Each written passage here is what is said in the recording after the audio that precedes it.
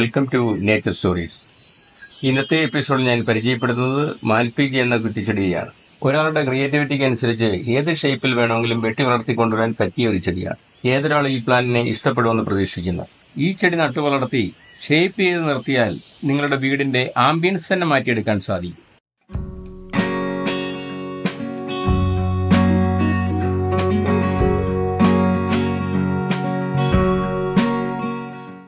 മാൽപീജി ചെടിയുടെ ജനുസിൽപ്പെടുന്ന 45 ഇനം കുറ്റിച്ചെടികൾ ഇന്ന് ലോകത്തുണ്ട്. നമ്മുടെ നാട്ടിൽ കാണുന്ന ചെറി ഇതിന്റെ വംശത്തിൽപ്പെടുന്ന മറ്റൊരു കുറ്റിച്ചെടിയാണ്. വലിപ്പമില്ലാത്ത പൂക്കൾ ഇതിൽ കാണാം. പൂക്കൾക്ക് ഭംഗിയില്ല. ഇലകളിൽ ഒരു ഓയിൽമയം ഉള്ളതുപോലെ ഒരു തിളക്കവുമുണ്ട്. ഇലകൾക്ക് നല്ല കടും പച്ചക്കളറാണ്. നല്ല വെയിൽ കൊണ്ടാലും ഇലകൾക്ക് യാതൊരു കളർ വേരിയേഷനും ഉണ്ടാകുന്നില്ല. നല്ല ചൂട് കാലാവസ്ഥയിൽ വളരുന്ന ചെടിയാണിത്.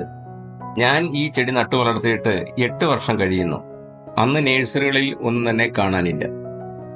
ഇതിന്റെ ചുവട് മുതൽ മണ്ട വരെ എല്ലായ്പ്പോഴും ശിഖരങ്ങൾ ഉണ്ടാകുന്നതാണ്. അതുകൊണ്ടാണ് ഇത് ഷേപ്പ് ചെയ്യാൻ പറ്റിയ ചെടിയായി മാറിയിട്ടുള്ളത്. ഇത് വെട്ടി എങ്ങനെ ഷേപ്പാക്കാം എന്നുള്ള കാര്യങ്ങൾ തുടർന്നുള്ള എപ്പിസോഡിൽ നമുക്ക് കാണാം. ഈ ചെടിയുടെ മറ്റൊരു പ്രത്യേകത എനിക്ക് കാണാൻ കഴിയുന്നത്, സാധാരണ ഷേപ്പ് ചെയ്ത ചെടികൾ മഴ നനഞ്ഞാൽ ഷേപ്പ് നഷ്ടപ്പെട്ടു പോകാറുണ്ട്. ഈ ചെടി എത്ര മഴ നനഞ്ഞാലും വെട്ടിയെടുത്ത ഷേപ്പിൽ നിന്നും യാതൊരു മാറ്റവും വരുന്നില്ല. ഇതിന്റെ ചെറിയ കമ്പുകൾക്ക് പോലും നല്ല ബലമുള്ളതാണ്. സാധാരണ രീതിയിൽ കമ്പുകൾ കോതാതെ വളർത്തിയ ഈ ചെടി നോക്കൂ. ഇതിന് പ്രത്യേകിച്ച് ഭംഗിയോ ഒരു ഷേപ്പോ ഒന്നും തന്നെ ഇല്ല. നമ്മുടെ കാലാവസ്ഥ ഇതിന് പറ്റിയതാണ്. പ്രത്യേകിച്ച് രോഗങ്ങൾ ഒന്നും തന്നെ കണ്ടിട്ടില്ല. ഇത് നട്ടുപിടിപ്പിക്കേണ്ടത് 6-7 മണിക്കൂർ വെയിൽ കിട്ടുന്ന സ്ഥലത്ത് വേണം. എങ്കിൽ മാത്രമേ കൂടുതൽ ശിഖരങ്ങൾ ഉണ്ടാകുകയുള്ളൂ. ചട്ടിയിൽ വെച്ച് പിടിപ്പിക്കുകയാണെങ്കിൽ 2 അടി ചട്ടിയിൽ വേണം തൈകൾ നടാൻ. കമ്പുകൾ നട്ട് തൈകൾ ഉണ്ടാക്കിയെടുക്കാം. ജൂൺ ജൂലൈ മാസമാണ് തൈകൾ നടുവാൻ പറ്റിയ സമയം. ജൈവവളങ്ങൾ കൂടാതെ 19-19-19 വെള്ളത്തിൽ ലയിപ്പിച്ച് 1 ലിറ്റർ വെള്ളത്തിൽ 2 ഗ്രാം എന്ന അളവിൽ മാസത്തിൽ 2 പ്രാവശ്യം ഇലകളിൽ സ്പ്രേ ചെയ്ത് കൊടുക്കുന്നത് നല്ലതാണ്. ഇലകൾക്ക് നല്ല പച്ചക്കളറും ചെടിക്ക് നല്ല ഗ്രോത്തും ഉണ്ടാകും. കൂടുതൽ കെയറിംഗ് ഒന്നും തന്നെ വേണമെന്നില്ല. വേനൽക്കാലത്ത് ചുവട്ടിൽ നല്ല ഈർപ്പം ഉണ്ടാകണം. എങ്കിൽ മാത്രമേ പുതിയ ഇലകൾ ഉണ്ടാകുകയുള്ളൂ.